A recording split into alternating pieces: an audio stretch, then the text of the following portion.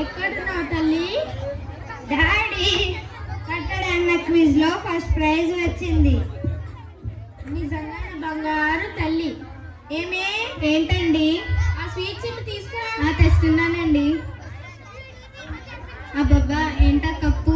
మన కూతురికి క్విజ్ లో ఫస్ట్ ప్రైజ్ వచ్చింది. దానికి ప్రైజ్ వచ్చింది క్విజ్ లోనేనండి. ఏదో ఒలింపిక్స్ లో వచ్చినట్టు అంత హడావిడి చేస్తున్నారేంటి? ఒలింపిక్స్ తొక్క. మన కూతురు లైఫ్ లో ఒకటే గోల్, అది డాక్టర్. నేను చదవలేకపోయినా ఆ డాక్టర్, నా కూతురు చదువుతోంది. Doctor Soumya MBBS. ఏరా చిట్టు తల్లి? Yes daddy. ఆపండి, తండ్రి కూతురు కలిస్తే మాటలు కోటల్లా అవుతాయి. ఫస్ట్ ఈ స్వీట్స్ తినండి. ఒసే పిచ్చి మద్దు, ఈ స్వీట్స్ మనం తినడానికి కాదు, అందరికీ పంచడానికి. ఇంత చిన్న విషయానికి స్వీట్స్ పంచితే చూసేవారు నవ్వరు. చిన్నదేంటే చిన్నది? నా కూతురు విషయంలో ఏది చిన్నది కాదు, అన్ని పెద్దవే. ఆ స్వీట్స్ ఇటు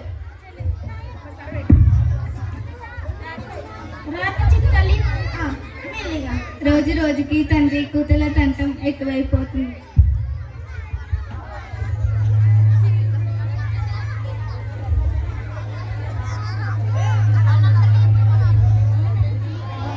చూసావంటే నా కూతురు స్కూల్ ఫస్ట్. అవునా నా బంగారు తల్లి? వీటితోనే సరిపెడతావా? వెళ్ళి దిష్టి తీయు. ఇరుగు దిష్టి, పొరుగు దిష్టి, ఊళ్ళో వాళ్ళందరి దిష్టి పోవాలి. ఊర్లో వాళ్ళందరికీ ఫోన్ చేసి భోజనాలకు రమ్మను. ఇప్పుడు భోజనాలు ఎందుకండి? అరే మన సొమ్మి ఇంత మంచి మార్కులతో పాస్ అయితే భోజనాలు పెట్టకూడదా? రాము కూర్చో.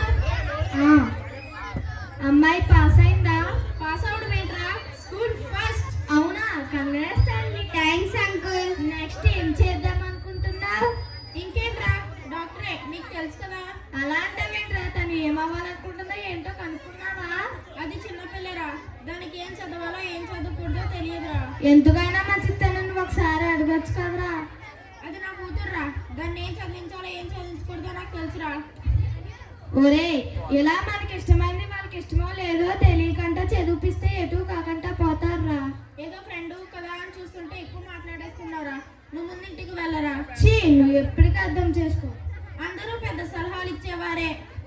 సౌమ్య, అమ్మ సౌమ్య. చెప్పు డాడీ. ఏంటండి అంత గొప్పగా ఉన్నారు? ముందు నువ్వు బాబు, నీకేం చదవాలని ఉంది? అది ఇంటర్ చేసి నెక్స్ట్ అదే డాడీ, ఎంబీబీఎస్ చదవాలని ఉంది. మరి వాళ్ళు అడిగినప్పుడు ఎందుకు మాట్లాడు? ఆ పరమేశం వాళ్ళ అమ్మాయి ఎంసెట్ లో పాస్ అయ్యి మంచి కాలేజ్ లో మెడికల్ సీట్ కొట్టిందంట. ఆ అమ్మాయి ఏ కాలేజ్ లో చదువుతుందో కనుక్కో. ఆల్రెడీ కనుక్కున్నానండి, విజయవాడలో అనన్య కాలేజ్ అంట. అయితే ఇంకేం, మన సౌమ్యాన్ని కూడా అక్కడే వేద్దాం. డాడీ ప్లీజ్ డాడీ, విజయవాడ వరకు వెళ్ళను డాడీ. ఇక్కడ ఎలా చెప్తారా అమ్మా? అక్కడైతే బాగా చెప్తారంట. డాడీ ఇక్కడే ఎక్కడో జాయిన్ అవుతాను డాడీ. Daddy please daddy. చెప్తుంటే అర్థం కావడం లేదా? డాడీ లేదు, మమ్మీ లేదు, నువ్వు ముందు లోపలికి వెళ్ళు. మనం రేపు విజయవాడ వెళ్తున్నాం అంతే. నేను ఆ పరమేశంతో మాట్లాడి వస్తా. సరేనండి. నీకు ఎంట్రన్స్ ఎగ్జామ్ ఉంది కదా, వెళ్ళి బాగా రాయి. నువ్వు బాగా రాస్తేనే ఎంట్రన్స్ లో సీట్ సాధిస్తావు. All the best. థ్యాంక్స్ అమ్మా, నేను బాగా రాసి వస్తా.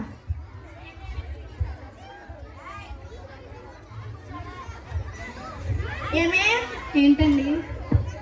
మన అమ్మాయి రిజల్ట్స్ అమ్మాయి. రిలాక్స్ అవ్వండి. టీ కావాలా కాఫీ కావాలా? అరే నేను ఇంత టెన్షన్ పడుతుంటా టీ కావాలా కాఫీ కావాలా అని అడుగుతావేంటి? ముందు అమ్మాయి రిజల్ట్స్ అమ్మాయి చెప్పు. నేను ఎందుకు అడుగుతారు? దాన్ని అడగండి. సౌమ్య, అమ్మ సౌమ్య. చెప్పు డాడీ. నీకు ఎన్ని మార్క్స్ వచ్చాయే? అది గట్టిగా మాట్లాడు. అది 250 డాడీ. 250నా? ఏం మాట్లాడుతుందా ఇది? నిజమే చెప్తుందా? నిజమేనండి. కాలేజ్ లో 1 మార్క్ తేడాతో పాస్ అయింది అంతే. ఈ మార్క్స్ అంటే జస్ట్ పాస్ అవడం అంటే? డాడీ నాకు ఆ బైపీసీ ఏమీ నచ్చలేదు డాడీ. కనీసం డాక్టర్ అవ్వాలన్న ఇంట్రెస్ట్ కూడా లేదు డాడీ. డాక్టర్ అవ్వా? మరేమవుతావు? Artist daddy. ఆర్టిస్ట్ ఏం చేస్తావే? రోడ్ల మీద పెయింట్లు వేస్తావా? గోడల మీద బొమ్మలు వేస్తావా? ఏం చేస్తావే? ఇప్పుడు చెప్తున్నాను విను. నీకు ఇష్టం ఉన్నా లేకపోయినా, నువ్వు చచ్చినా బ్రతికినా నువ్వు డాక్టర్ అవ్వాల్సిందే. లేదంటే నా చేతులతో నేనే చంపేస్తా. అది మన పాపండి, చంపేస్తారా?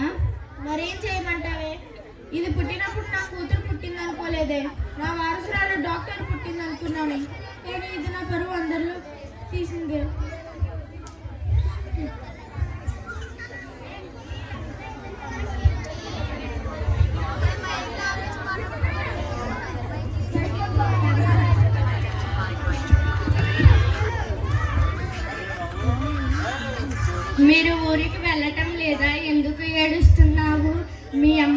అన్నలకు దూరంగా ఉన్నావని ఏడుస్తున్నావా? కాదు గీత, నాకు ఎంట్రన్స్ లో సీట్ రాలేదు గీత. దీనికి ఎవరైనా ఏడుస్తారా? మళ్ళీ ఎగ్జామ్ రాసి సీటు కొట్టేద్దుగా. మీ ఇంట్లో తీసుకున్నంత ఈజీగా మా ఇంట్లో వారు తీసుకోరు. పైగా మా నాన్న నాతో మాట్లాడడం లేదు. ఈ విషయం మా అమ్మా నాన్నలకు తెలిస్తే నన్ను చంపేసి ఆయన చనిపోతారు. అలాగేమి జరగదులే, బీ పాజిటివ్. లేదు, నాకు చాలా కంగారుగా ఉంది. అమ్మా గీత, మీ పేరెంట్స్ వచ్చారమ్మా.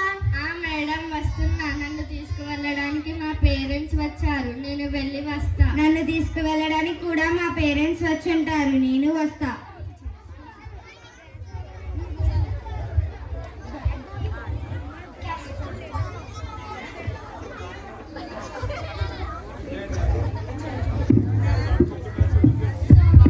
అమ్మా సౌమ్య, మీ పేరెంట్స్ వచ్చారమ్మా. డోర్ తీ.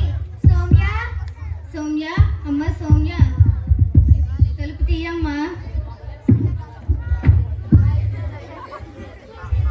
అమ్మ సౌమ్య, ఎంత పని చేసావమ్మా సౌమ్య. ఏడవకండి. ఇంకోండి, అమ్మాయి చేతిలో ఏదో లెటర్ ఉంది.